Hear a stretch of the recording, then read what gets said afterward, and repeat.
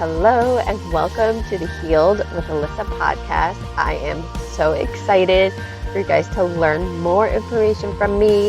This podcast is going to be all about helping heal your child and your family naturally without drugs or surgery. So let's get into it. Hello, and welcome to today's episode of Healed with Alyssa podcast. On today's episode, we were going to be talking about depression. So this is really important to me. I feel like a lot of young adults are dealing with depression right now, and we're going to talk about what causes depression and some natural ways we can help depression and finding the root cause and how that can improve mood, behavior, and depression. So first, let's talk about some of the causes of depression. So food is a big cause for being depressed, right? Our diets are super processed, right? We're not eating food. We're basically eating plastic, and our body does not recognize this as food. It recognizes as foreign objects.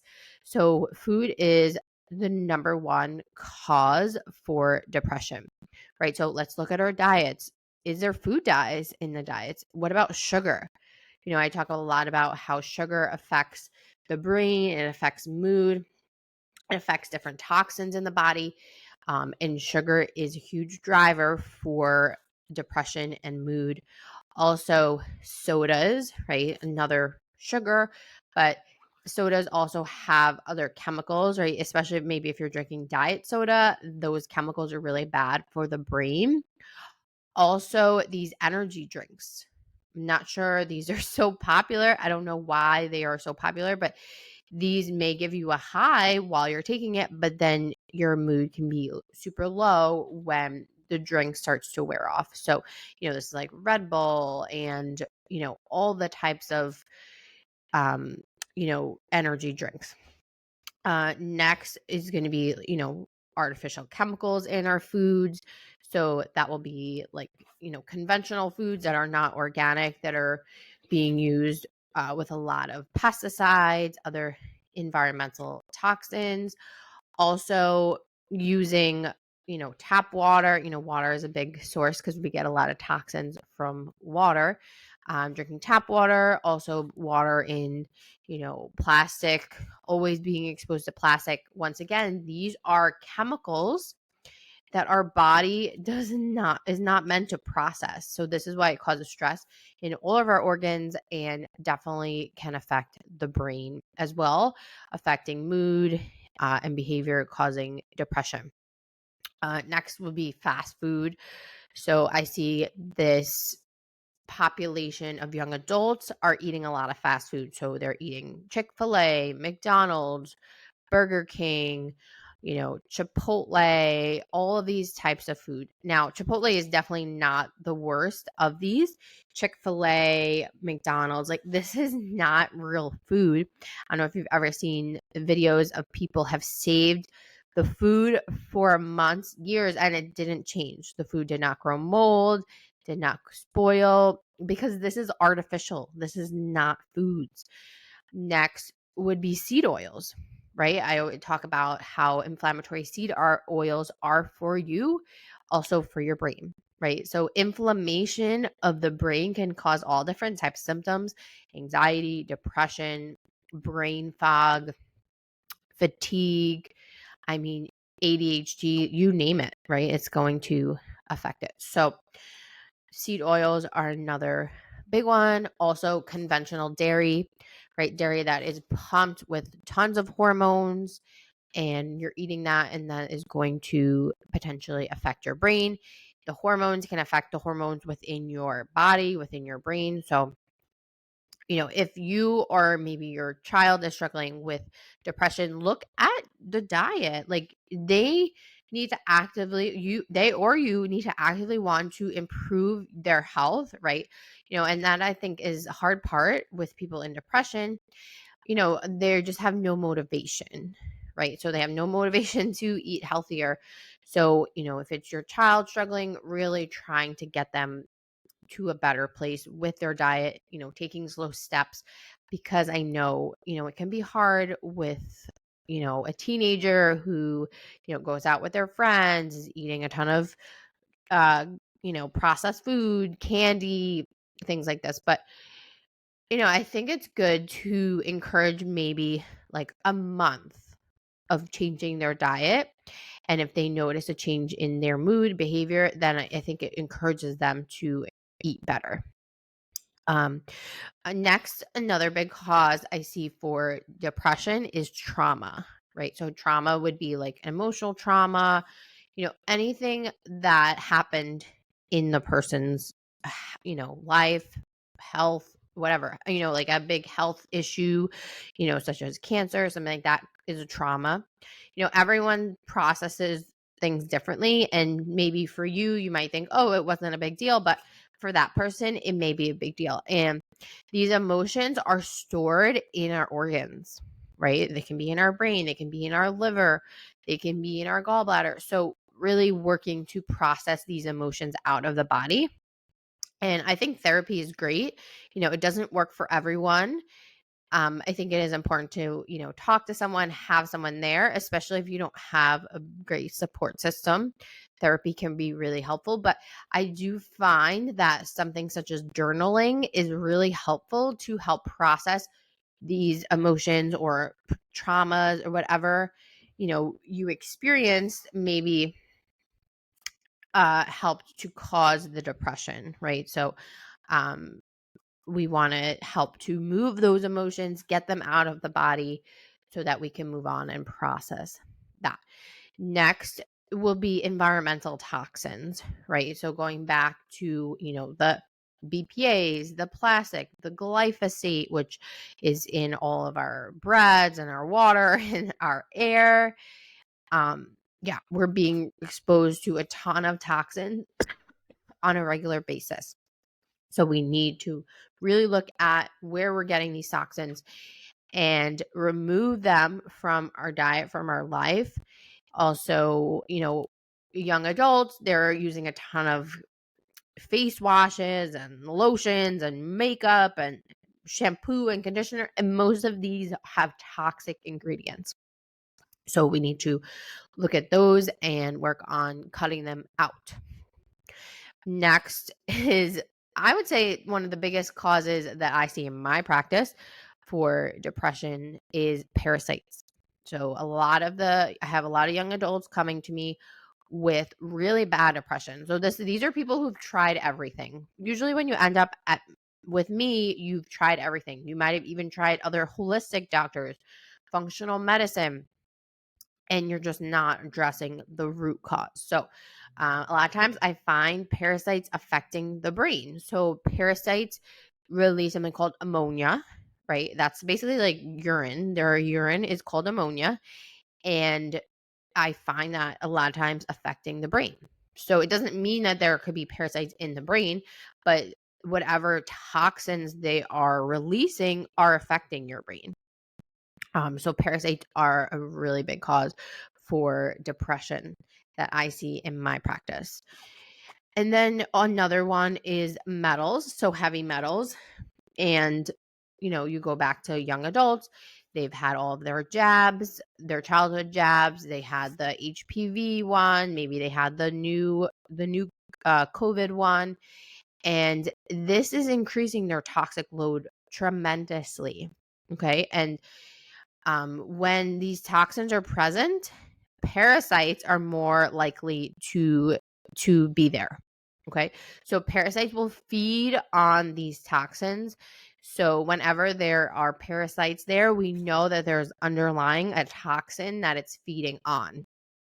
So heavy metals is a huge source of that. Even if you never gave your child jabs, they can still have these toxins. So they can get that from water. I find a lot of these toxins in the water. Even the reverse osmosis water, I find it in. So this is why I highly recommend drinking the distilled water. If you haven't listened to the water episode, I definitely recommend checking that out. And then also mold. So mold is another big cause that I see for depression. Mold will cause, a ton of symptoms. It really affects your hormones. It can affect your neurotransmitters in your brain. So mold is definitely a big cause as well. So I want to talk a little about antidepressants. And so antidepressants kind of they prevent your body from absorbing certain vitamins and minerals. And most people are being put on antidepressants, and that's for long term. So it's not like, oh, take this for like a month. No, it's like long term. So this is really, really important that we need to address the cause.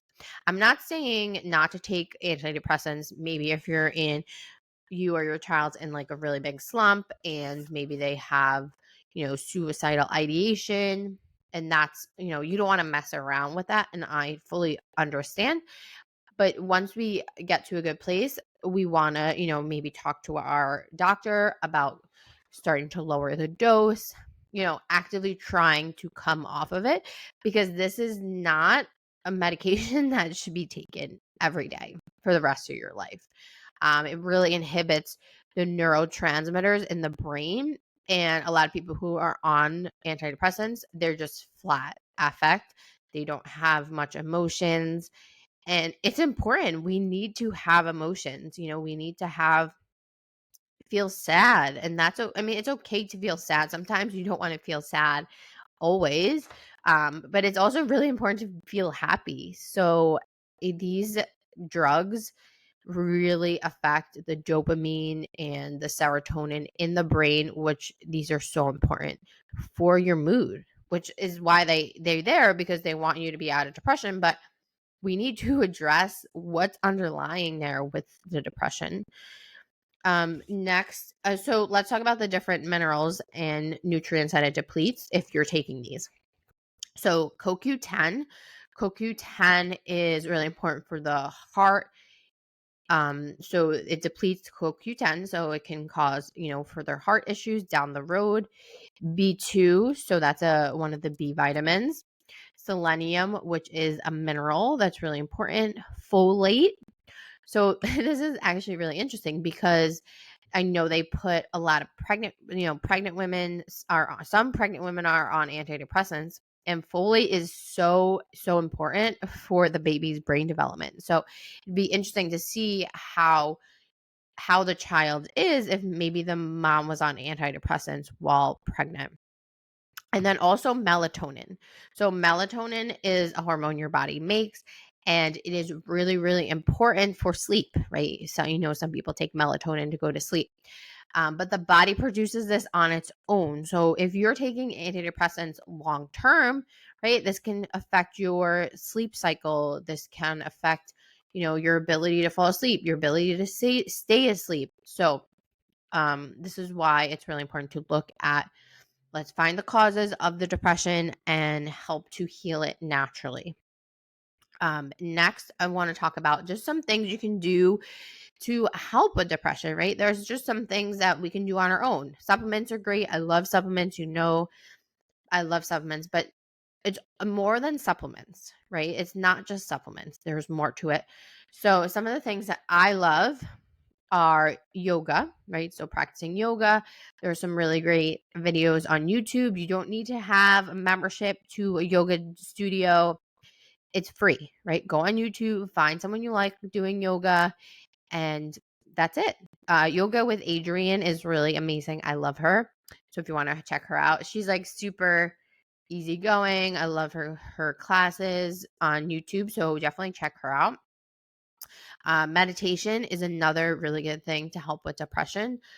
There's all different types of depression, all different types of meditation. You can, just sit in a position. You can close your eyes, take some deep breaths. You could also, listen to a guided meditation. You can go on YouTube. Once again, there are tons and tons of meditations on YouTube. Literally, you can find everything on YouTube. There's also like hypnosis. You can find these kind of things on YouTube as well. Also tapping. So I've talked about this before on a few other episodes, but tapping is another really great thing you can do to help boost your mood. So once again, find it on YouTube. EFT is what it's called. If you just go on YouTube, you type EFT for, depression, or EFT for anxiety, EFT for mood. It's really, really amazing. I do EFT almost every day. And then journaling. I kind of talked about that before, but journaling out. There's one thing that I really love to do. It's from the book called The Artist's Way. And it's just the first thing you do when you wake up. You just start journaling for 5 minutes. You don't have like a journal prompt or anything, but you just journal 5 minutes, whatever is on your mind when you wake up. And it just helps to like brain dump whatever you're holding on to for the day. Maybe you're nervous about work or whatever is going on, or going to school, or maybe you had a fight with your parents or your friend. Just like brain dump it, and it takes the stress of that off of your body, and you put it on this piece of paper. So I really love journaling. Red light therapy is amazing, especially for people who have more seasonal depression. So, this time of year, it's really hard. It's dark. It's dark early. It's cloudy. It's cold for most places. So red light therapy is really good to help prevent like seasonal depression. I use red light therapy almost every day. It also boosts your mitochondrial function, which is the powerhouse of every single cell of your body. So just by doing that can really, really help with depression. I have a lot of my patients who have depression doing red light therapy every day to really help them, along with whatever else we're doing, right? Once again, I said I love supplements. Supplements are amazing, but supplements is generally not all you need to do, right? There's other things that need to happen. So I'll link my favorite red light therapy tool that is super affordable. And you can do it every day. You can use it with your kids when they're sick.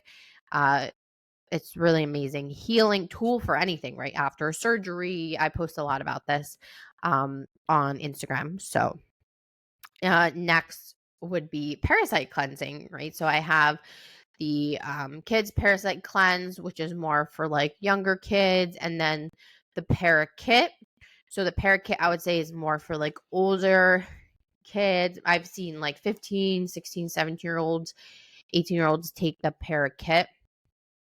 This will really, really help to, get parasites out of the body, just cleansing from parasites. As I said, parasites are a pretty big cause for depression. And then, getting rid of heavy metals in the body. So I have the kids heavy metal detox, which is really, really good.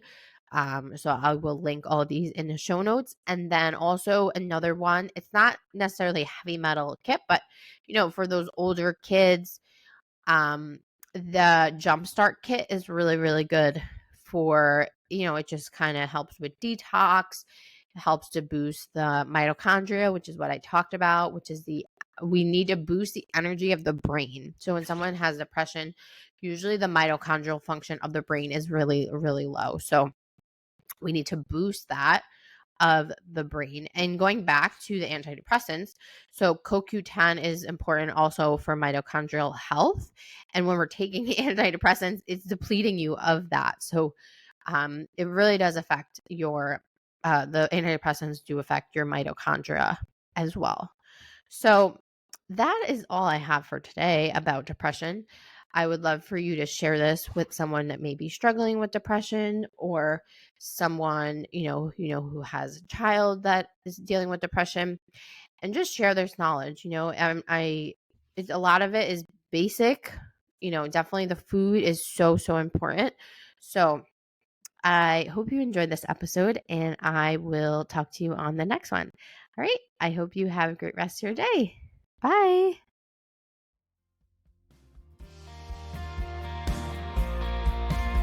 If this podcast episode resonated with you, please share it with another mother or another family who's going through similar issues. And if you could please leave us a review and a rating, it would mean the world to me. Thank you so much for listening, and I will see you on the next episode.